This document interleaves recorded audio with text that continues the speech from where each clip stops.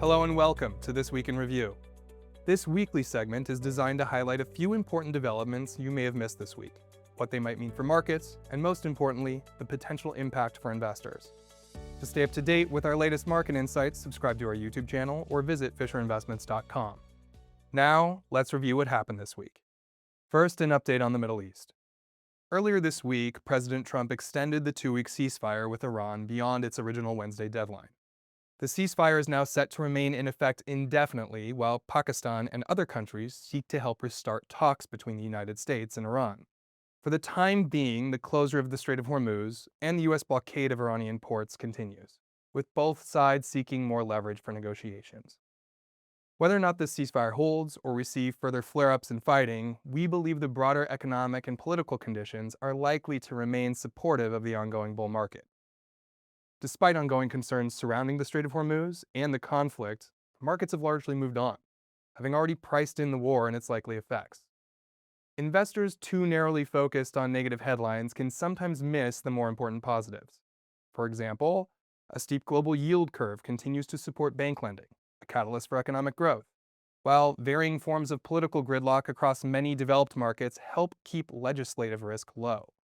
To us, it's these longer-term drivers, not fleeting headlines or short-term disruptions, that matter the most for stocks. In times of global uncertainty, discipline and patience are essential. Volatility is simply part of the journey. Stay focused, stay disciplined, and let your long-term strategy guide you. Next, the Fed Chair nominee Senate hearing. On Tuesday, the Senate Banking Committee held a confirmation hearing for Kevin Warsh, President Trump's nominee for Federal Reserve Chair.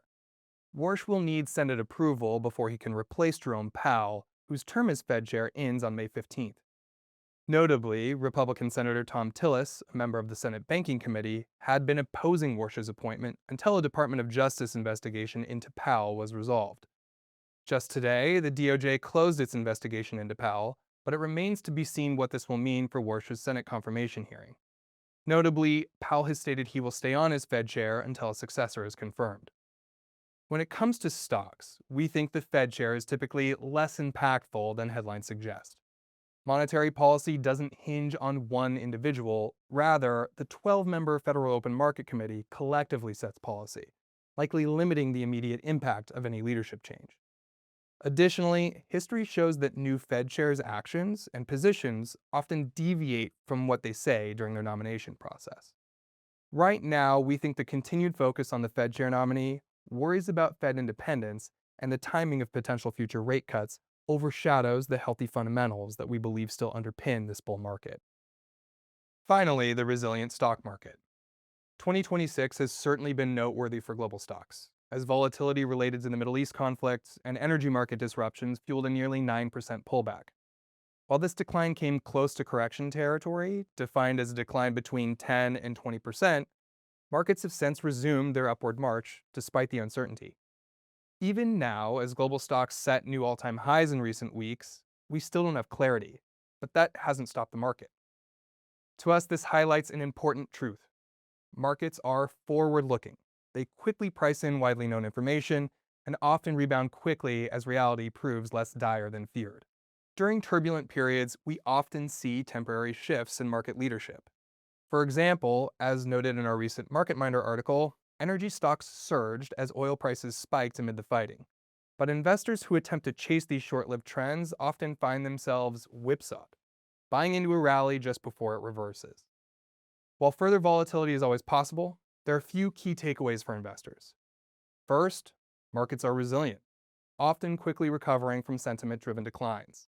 Second, volatility can strike without warning and for any or no reason at all. When markets move quickly, patience becomes your greatest asset. We think attempting to time corrections or chase fleeting counter trends rarely leads to long-term investment success. That's it for this week. Thanks for tuning in to This Week in Review. If you're looking for more insights, then don't miss our other series, 3 Things You Need to Know This Week, released every Monday. You can also visit fisherinvestments.com anytime for our latest thoughts on markets. Thanks again for joining us, and don't forget to hit like and subscribe.